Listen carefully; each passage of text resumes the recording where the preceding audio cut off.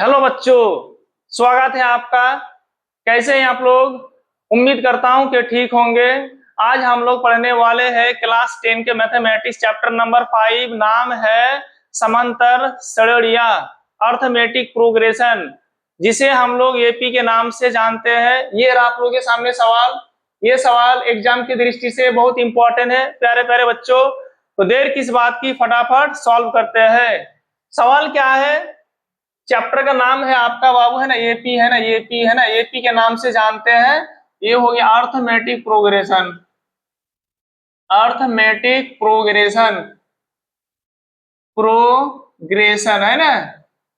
तो चलिए, ये चैप्टर जो है ना बहुत इंपॉर्टेंट चैप्टर है और बहुत इजी भी चैप्टर है। तो चलिए, चैप्टर को शुरू करने से पहले हम लोग कुछ जान लेंगे तो ज्यादा मैथ बनाने में आसानी होगी। तो चलिए, सबसे पहले कुछ हम लोग इसके बारे में जानकारी प्राप्त कर लेते हैं।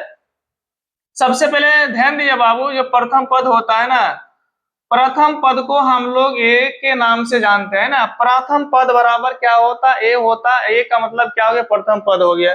आपका दूसरा पद जो होता है, दूसरा जो पद होता है, ये क्या होता है? ए टू होता है। और ए टू का मतलब है बाबू ए प्लस डी, है ना।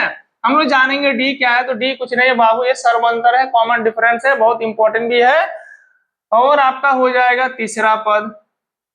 तीसरा पद का मतलब होता है आपका ए थ्री होता है। ए थ्री का मतलब होता है ए प्लस टू डी, है ना। फिर आपका आ जाएगा चौथा पद। क्या हो जाएगा बोलिए? चौथा पद, जिसे हम लोग ए फोर लिखेंगे तो हो जाएगा ए प्लस थ्री डी। यहाँ पर ध्यान दीजिए आप लोग, जब ए टू है ना तो ए प्लस डी हुआ, वन डी तो नहीं लिखेंगे ना, तो ए प्लस डी हो गया। अब ए थ्री है तो ये थ्री, ये तो लग रहा है ना, अब थ्री है तो टू डी हो गया। अब ये फोर है तो क्या हो? थ्री डी हो गया ना। फोर है तो थ्री डी हो गया, घटा देंगे सिर्फ, है ना। तो चौथा हो गया। तो पांचवा पद भी क्या हो जाएगा बोलिए? पांचवा ए फाइव। तो क्या होना चाहिए? तो आप लोग बोल देंगे सर ए फाइव बराबर क्या होगा? तो ये आपका फोर डी हो जाएगा। ये कमेंट करके बताना बाबू, है ना। ये आपका ये नाइन बराबर हम लोग क्या लिख सकते हैं, है ना। आप लोग प्यारे प्यारे बच्चों जरूर कमेंट करना है ना, ये नाइन बराबर हम लोग क्या लिख सकते हैं। अब ध्यान दीजिए, तो ये प्रथम पद हो गया। लेकिन डी बराबर, जो डी जो होता है ना, डी जो होता है ये क्या होता है? ए टू माइनस ए वन होगा। क्या होगा बोलिए? A two minus A one. या फिर आप लोग ऐसे भी बोल सकते हैं, ए टू माइनस ए वन होगा। फिर आपका है ना ये थ्री है तो आपका क्या हो? ए टू होगा। फिर आपका यदि ये फोर है तो क्या होगा? तो ये थ्री होगा, है ना। जब ये पी में हो, है ना, जब आपका क्या होगा? ये पी में होगा, है ना। आप लोगों का सवाल होगा सर क्या बात कर रहा है सर, ये पी में मतलब आपको सीरीज दिया रहेगा ना, सीरीज दिया रहेगा और सीरीज में क्या बोला जाएगा ना, एपी में है कि नहीं है। यदि एपी में होगा तो ये वाला आपका फॉर्मूला हो जाए ना, ए टू माइनस ए वन। ये वाला लिख के काम चला लेते हैं, लेकिन ये भी लिखेंगे वो भी सही होगा, ये भी सही होगा, है ना।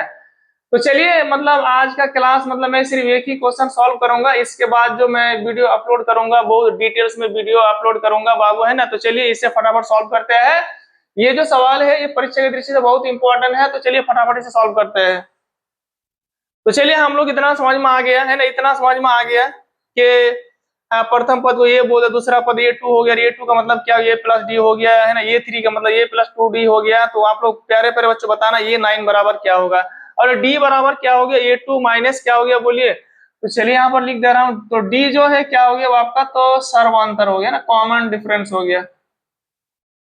ये वाला आपका डी बराबर हो गया, है ना, ये डी बराबर हो गया, है ना। और ये आपका फॉर्मूला हो गया। तो चलिए मैं इसे मिटा रहा हूं। देखिए सवाल क्या है बाबू ना, सवाल बड़ा इजी है और परीक्षा की दृष्टि से वो इम्पोर्टेंट भी है। कई बार बोल चुका हूं, मतलब बहुत ज्यादा इंपॉर्टेंट है बाबू। तो चलिए, सवाल क्या है? एपी है। देखिए ये वाला, ये मतलब सवाल में क्या लिखा? एपी लिखा हुआ है ना। तो ये वाला एपी का सवाल हो गया है ना। सॉल्व करने के लिए मात्र 5 सेकंड काफी है ना, मतलब बहुत कम समय में आप लोग सॉल्व कर लेंगे। अब ध्यान दीजिए आप लोग, क्या बोला गया? देखिए सवाल का मेन वर्ड क्या है। तो ये आपका ये P three by two, one by two, minus one by two, minus one three by two के लिए क्या पूछा? प्रथम पद। क्या बोला गया? प्रथम पद। चलिए आगे फिर पढ़ लेते। फिर क्या पूछा गया है? सर्व अंतर लिखिए। मतलब आपसे, मतलब पूछा जा रहा है कि ए का मान बताओ और डी का मान बताओ। बड़ा इजी है बाबा, है ना। तो चलिए सबसे पहले हम लोग लिख लेंगे प्रथम पद, है ना, प्रथम पद। प्रथम से ही मालूम हो रहा है कि पहले जो होगा वही आंसर होगा, है ना। प्रथम मतलब क्या? एपी के शुरुआत में जो होगा वही ए का मान होगा। तो थ्री बाई टू बोलेंगे सर, मैथ खत्म। हाँ, ऐसे आप लोग है ना आधा सेकंड में भी ए का मान बोल सकते हैं, क्योंकि है ना पहले जो भी लिखा हुआ रहेगा ना वही आपका क्या होगा, एपी का मान होगा, वही आपका क्या होगा बोलिए एपी का, नहीं क्या बोल दिया ध्यान दीजिए, मतलब एपी में मतलब जो भी पहले जो भी सीरीज दिया हुआ रहेगा ना पहले जो भी होगा वही क्या होगा, तो ए का मान होगा बाबू, है ना। आई होप समझ में आ रहा है आप लोग को। फिर पूछा गया डी का मान बताओ सर्वांतर, तो सर्वांतर को हम लोग किससे डिनोट करते हैं, तो डी से डिनोट करते हैं, तो डी बराबर क्या होता है, तो बोलेंगे sir A two minus A one. क्या होता है बोलिए A two minus A one, आप बोलेंगे ए टू और ए वन क्या है, तो पहला वाला ए वन, दूसरा वाला ए टू, तीसरा वाला ए थ्री, चौथा वाला ए फोर, ऐसा जाता रहेगा आपका, है ना।